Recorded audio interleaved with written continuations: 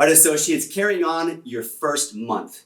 In your first month, you're going to have to process payroll, which means you're going to get your staff paid. If there's one thing you don't want to get wrong, that's it. Because how quickly can you lose the confidence of your new team if you don't get their paycheck in their account on time when they need it? So this one is critical. Now, what I want to cover in this module are just some of the concepts, some of the elements that you need to understand when it comes to the subject of payroll in your dental practice. So, number one, like I said, get your staff paid and paid on time. Number two is employees can be classed, they are classed as either exempt or non-exempt. And if you're talking with a labor attorney, you will hear this, and this relates to overtime.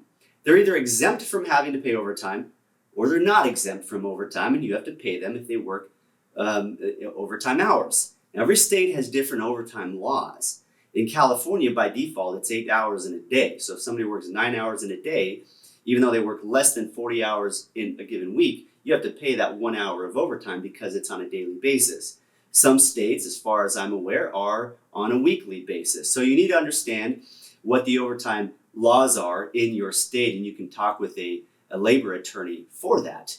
But it's important to recognize that, generally speaking, at least this is the advice I get from labor attorneys, is that almost nobody working in your office is going to be exempt, with a few exceptions.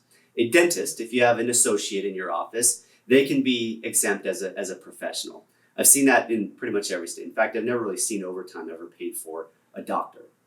If you have an office manager, then an office manager could possibly be exempt. Now, an office manager isn't just the person at your front desk. You can't just call somebody an office manager. No, the state defines what is classified as a true office manager. This is somebody who makes hiring and firing decisions and other really important decisions without the guidance of you, the owner.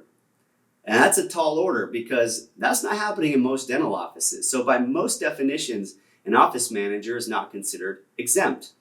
Neither is a hygienist. Again, I've gotten different opinions, but what I've sort of arrived at the conclusion because of the majority of opinions or from when I hear from labor attorneys is that a hygienist is not exempt from overtime. So it's really important that you don't treat somebody as exempt when the state is going to come and say that they're not. And remember, most states are they're going to rule in favor of the employee, because then what happens is you get penalized and you have to pay all this back pay, and it's at the overtime rate with some penalties. And a lot of lawsuits, in fact, the majority of lawsuits are labor and time lawsuits in a dental practice. So just be very careful with that. Probably better that they don't work overtime, or if they have to work overtime because you've got great production that you're going to do clinically and it's going to earn income for your practice and you need them there, that's okay. Go ahead and do that. But just make sure that your staff always let you know ahead of time when they believe that they're going to have to clock overtime, because it's one of the most milked systems I find in dental practices is overtime. Too many hours, buffering or cushioning the hours submitted. And oftentimes doctors don't view the payroll reports. And so it goes on years and years and years and adds up to hundreds of thousands of dollars. So be very mindful of that. Number two is hourly and salary. A lot of people get confused this a little bit with the exempt and the non-exempt. A lot of people think, well, if I pay somebody salary, I don't have to pay them overtime. That is absolutely not true, at least in most states and definitely not in California. You could pay somebody hourly. You could pay your assistant hourly, or you could pay your assistant on a salary basis. Same thing with your front office. Same thing with your hygienist. You could pay them however you want structurally, but doesn't mean they're exempt from paying overtime. So you still have to have an hourly rate in order to calculate the time and a half, typically is what it is for overtime, and pay them the overtime, which would be in addition to their salary. That's why, generally speaking, I find it's just simpler to pay everybody on hourly. Now, there's exceptions to that, but just pay everybody on hourly because you have to know what their hourly rate anyways is when you're calculating overtime pay.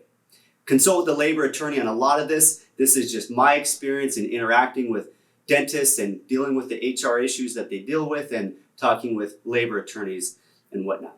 All right, employee handbook. Make sure you have one, and a good one, and that a labor attorney preferably a dental labor attorney, has reviewed and approved it, and that all of your staff, including new staff in the future, have signed an acknowledgement receipt that that they have it, that you've given it to them. Within the employee handbook, it should be a discussion about paid time off, which is vacation and sick pay. And you don't want to be just loose on this and just sort of gunslinging different amounts with this employee versus this one. You want a policy that is consistent across all of your staff. It just creates the right environment for people to feel like they're equally treated, and it doesn't sort of create a lot of the drama that can often arise among teams when they feel that they're being treated unfairly.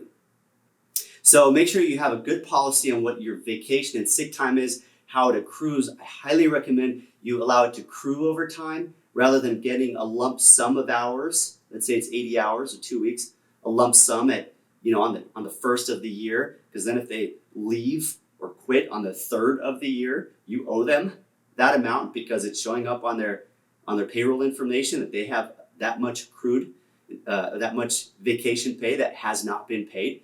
So better let them accrue maybe a couple hours per paycheck, so that if they do leave early on, you only have to pay the amount that they've accrued. And there's a lot we could go into on that subject. That's going to be outside of the scope of our Associates on Fire program here. Consult with the labor attorney on that. But please just have a system in place that is consistent throughout the practice. And you're going to find when you buy a dental practice that so many of these sort of legacy doctors don't have a real good algorithm in their practice to be managing it. They're not managing it like a business.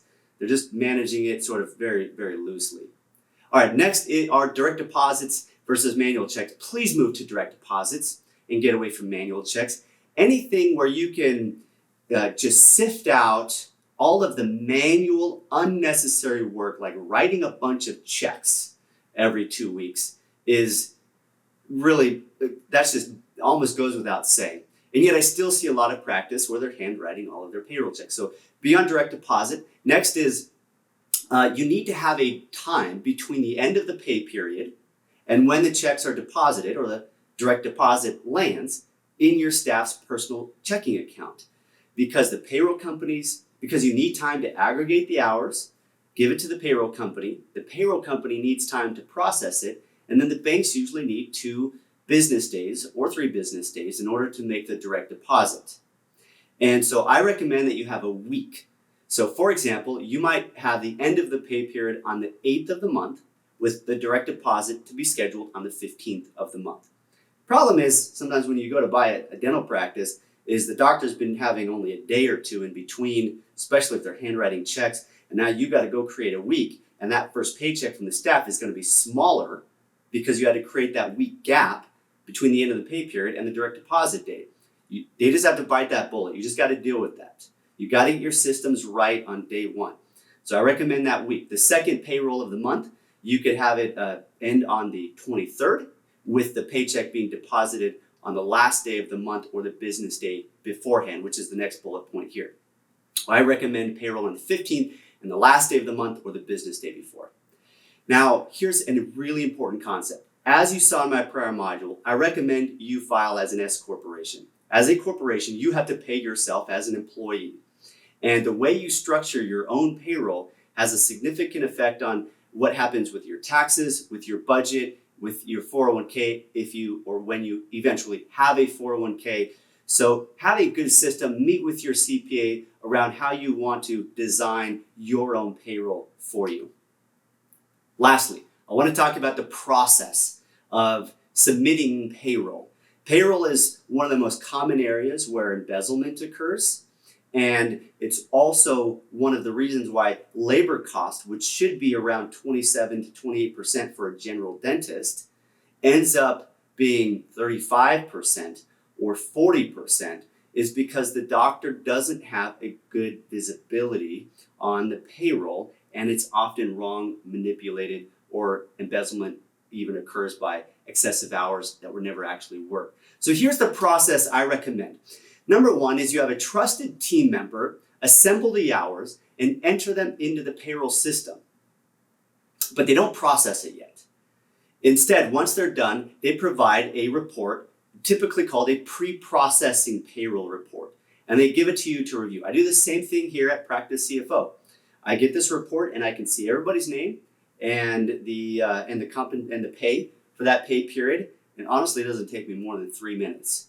I just review it and say, yep, I know who's here and who's not. And I see that it looks reasonable. I don't necessarily tabulate exactly the hours for everybody. I take about 3 to 5 minutes on this. Looks good. I give the green light to go ahead. So you review the hours and the pay and approve them if they appear accurate. Then that trusted person processes the payroll, and after it's processed, payroll reports are going to be posted, and you can then verify or review those payroll reports one more time.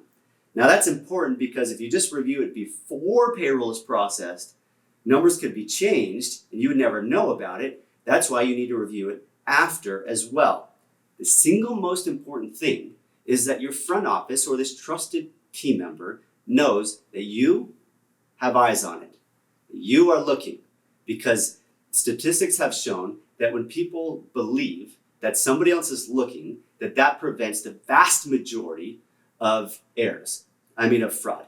But speaking of errors, it also just helps reduce errors as well. So also be sure to review the paid time off for reasonableness, not just the hours.